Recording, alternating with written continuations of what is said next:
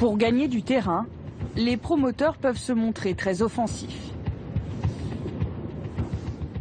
Mais dans ces petites communes rurales, rares sont ceux qui ont accepté de parler devant notre caméra.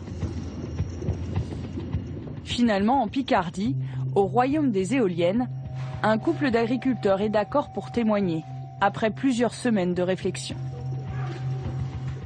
À Voulpé, Daniel et Chantal Henrel sont à la tête d'une ferme de 115 hectares. En 12 ans, ils ont vu défiler les promoteurs. Dans la semaine, j'avais eu plusieurs coups de fil. À la fin, j'en avais marre, c'est vrai. Et je lui dis, ça devient du harcèlement. Mais il dit, on veut vous rencontrer. Bon, si ce n'est que ça, vous nous rencontrer, donc on fixe rendez-vous. Et quand ils sont arrivés, ils étaient 3, dont un comptable, ils nous ont dit. Avec le protocole d'accord, toujours prêt à signer. Leur partie à eux était déjà signée, il n'y avait plus que notre signature à apporter. Ils sont repartis bredouilles. Malgré les refus du couple, d'autres commerciaux insistent. On a eu aussi un promoteur qui passait pendant midi pour récolter des signatures, ou qui venait le soir à 9h, 9h30. Sans prévenir. Sans prévenir. On a rencontré des méthodes on ne peut pas accepter. C'est toujours une pression. Je ne comprends pas qu'on insiste d'une telle façon. Quand on dit non, c'est tout. Je ne vois pas pourquoi on essaie de forcer les gens à signer, quoi. Daniel et Chantal Henrel ont résisté aux assauts des promoteurs. Mais d'autres ont fini par céder. Comme Charles Bruder. En 2007, l'agriculteur accepte de louer une partie de ses terres à Éolres pour y accueillir 2 éoliennes. Là, on est sur le point le plus haut de la commune, où on va avoir les 3 éoliennes. Là. Il y en a 2 qui me concernent et une qui concerne mon voisin un peu plus bas. Alors, au début, ils sont arrivés me voir en me disant ouais, est-ce que vous voulez des éoliennes on en met dans la commune, etc. Oh, dis-moi, ça me tente pas trop, je trouve ça pas très joli, c'est un peu une pollution visuelle. Et alors, ils me parlent un peu du prix, autour de 6 000 € par éolienne, donc... Bon, c'est tout, on en reste là, puis ils reviennent encore une fois à la charge, en me disant, si vous les prenez pas, d'autres vont les prendre. Vous allez avoir les nuisances et puis pas le bénéfice d'avoir les éoliennes chez vous.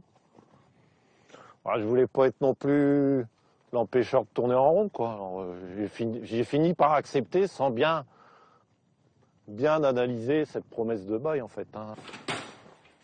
Avant de signer, Charles Bruder se met d'accord avec le promoteur sur l'emplacement des éoliennes et leur chemin d'accès.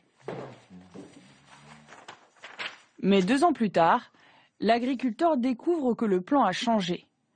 Et personne ne lui a demandé son avis.